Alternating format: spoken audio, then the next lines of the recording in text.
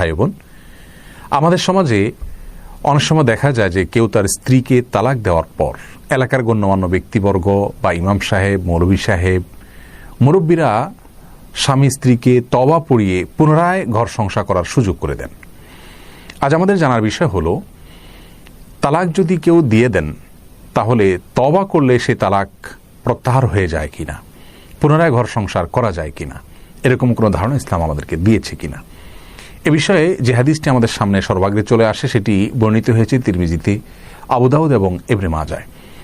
রাসূল করিম সাল্লাল্লাহু আলাইহি ওয়াসাল্লাম ইরশাদ করেছেন, সালাসুন জিদ্দুহুন্না জিদ্দুন ওয়া হাজলুহুন্না জিদ্দুন, অর্থাৎ তিনটি কাজ এমন আছে যে কাজগুলো মানুষ সিরিয়াসলি করলে যেমন সেটা সম্পাদিত হয়ে যাবে, দুষ্টুমি করে করলেও সে কাজটি ঘটে যাবে, অর্থাৎ ঠেকাবার কোনো উপায় থাকবে না।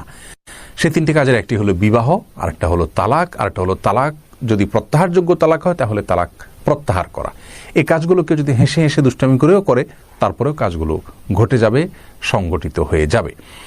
অতএব তালাক যদি কেউ ইসলামী শরিয়ার নিয়ম অনুযায়ী তার স্ত্রীকে দিয়ে থাকেন এবং তালাক যদি সংগঠন হয়ে যায় তাহলে সেক্ষেত্রে তওবা করানোর মাধ্যমে সে তালাক প্রত্যাহারের কোনো স্কোপ নেই।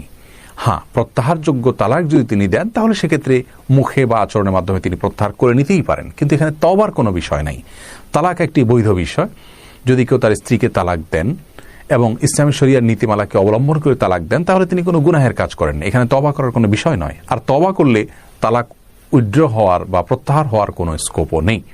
যার কারণে যদি প্রত্যাহারযোগ্য তালাক হয় এমনিতেই প্রত্যাহার হবে, আর প্রত্যাহারযোগ্য তালাক না হলে তওবা করলে সেই তালাক প্রত্যাহারের কোনো সুযোগ থাকবে না। ভাই বোন,